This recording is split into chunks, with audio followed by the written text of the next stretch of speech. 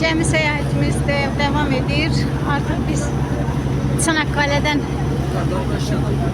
cəmi ilə qarşı tərəfə gedirik.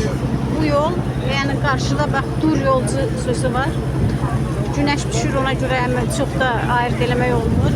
Bu gördüyünüz bu gəmilər hamısı sərnişin gəmiləridir. Həm də aşağı qatında maşınlar girir. Qağayların istəyirəm gəminin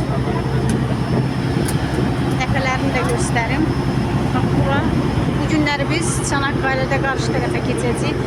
O tərəf 18 Mart ilçəsidir. Buradakıların çoxusu şəhid ailələridir bu günləri. Biz onlarla birlikdə gedirik. Doğrudan çox maraqlı səyahətdir.